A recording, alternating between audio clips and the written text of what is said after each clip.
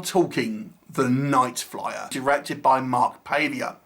It's an adaptation of a short story from Stephen King and stars Miguel Ferrer as Richard Dees, an unscrupulous and immoral reporter who works for a trashy tabloid. Now, the story follows Dees' character as he is on the trail of a serial killer, and the serial killer has been reported to be going into different kind of small airfields and the light aircraft, setting down and killing the victims, whoever it happens to be in these airports, in a gruesome fashion. Now, as we learn as the film goes on, this is actually the work of a vampire, and Richard Dees' character has a rivalry with a new reporter who is hot on the case as well. So this story is actually a metaphor really for tabloid press and how they are kind of using unscrupulous methods and will basically do anything to get at the story. In fact, there's a line at the end of the movie where we have our kind of final confrontation where the actual vampire asks Dees' character, who really is the greater monster and who kind of feeds on misery more, the vampire who literally is kind of sucking the blood out of people, or Dees' reporter who feeds on misery. So let's talk about, first of all, I think works in this film. Yes, I do think it has some very kind of strong elements in it. In particular, the performance of Miguel Ferrer as Richard Dees, who, by all accounts, is a very, very unsympathetic character, very unlikable, completely immoral, but somehow the source material, the director, the scriptwriter, and Miguel Ferrer makes this character an intriguing one to follow. Yes, he's immoral. Yes, we don't agree with the methods that he's using, but we are still engaged in his plot, and we are engaged in his character. And even we do feel an element of sympathy with him as he kind of progresses through the movie, getting kind of sucked in to the story and ultimately what it costs him at the end of the film. The actual vampire mythos as well, I think, is particularly kind of interesting. The movie never over-explains the origin of the vampire, but it does give us little kind of hints, little kind of nuggets, and it's a mixture of traditional vampire lore, but also adding kind of new things and kind of twists in it. For example, we have a vampire which uses just one singular fang that kind of sticks out from the front of his mouth rather than your two typical canine fangs, but he's kind of wearing the traditional Dracula style cloak, and obviously he's flying in on a light aircraft which is kind of all kind of blacked out rather than the more horse and carriage or limo and things like this that you may have seen in other kind of the vampire movies.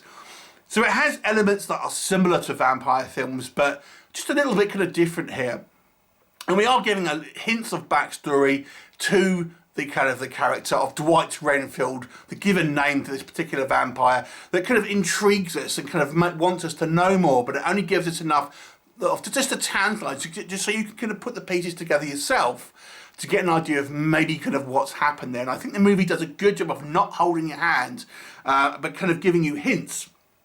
For example, we see a scene later on in the movie where Miguel Ferrer's character finds a photo album belonging to the vampire, and we see a female in there, and we are assuming that this is kind of a love interest in a former life, and this kind of goes into a character earlier on who has kind of done herself up to look kind of more glamorous. You'll notice the similarities. It's not explicitly said in the movie, but you kind of it's enough there to kind of so you can piece the bits together without kind of being overtly telling you what the kind of the connection is there. So I think the movie actually has a good handle on kind of subtlety and kind of not spoon feeding the audience. Now the plot is relatively kind of straightforward without kind of any twists and turns, but nonetheless there are some elements here that I do feel this does excel at, as well as Miguel Ferrer's performance. I do think there are some smaller parts here that actually are quite good. In particular, some of the kind of the witnesses that Richard Dees actually interviews in his kind of quest to kind of find the movie monster at the end here. And it's an intriguing plot, inching slowly to kind of towards his goal, and you're wondering kind of what the ultimately the connection will be between the character of Richard Dees and the vampire as they gradually kind of inch towards each other to the inevitable conclusion. You can buy the connection that these two have as they are kind of trying to kind of sniff out each other's modus operandi, kind of stuff like that. I think the movie, despite not being particularly kind of action-packed, it still feels kind of quite well paced. It's also shot incredibly well, with some truly kind of like spooky imagery here. Again, we've got to bear in mind this is a lower budget TV movie, but I think they do a good job here of still giving you some kind of creepy moments. And I find vampire films sometimes struggle to have sort of creep moments because they're so overdone to a point. But I do feel this movie, although not becoming particularly like scary, it does have a creepy factor to it. So let's talk about maybe what doesn't work. Despite as much as I enjoy the character of Richard Dees as played by Miguel Ferrer, there will be those among people who simply don't like him because his character is so unlikable. And it's true, he is. And so some people may be put off by that, but that is obviously of the intent. We are meant to kind of feel like that, but that is going to be a matter of opinion. However, what else can I say?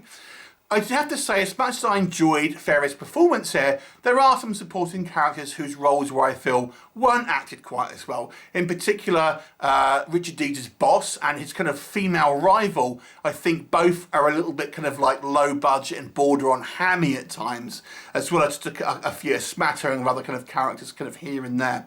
There are some kind of inconsistencies in regards to kind of logic, and some things don't quite gel together, I think, as much as we would like.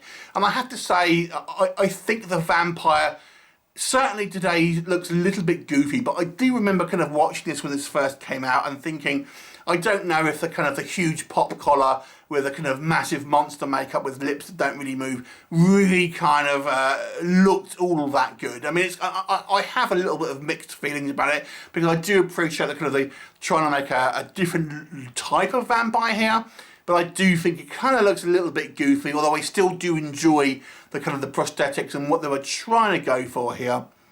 And really, the story isn't one of the more complicated stories from Stephen King. Again, it's only adapted from a short story rather than a full-size novel, so that is probably going to be the reason for it. But nonetheless, it's quite a sort of straightforward movie that does have some obvious elements, in particular, Richard Dees kind of getting rid of the female reporter who you would have imagined would have seen that coming a mile away. But overall, it's a very good movie. I enjoyed it. I think it's well worth a watch if you are a vampire fan. I'll give this one a 7 out of 10. Have you seen it? What did you think of it? Leave me a comment, and I'll look forward to seeing you next time. Bye for now.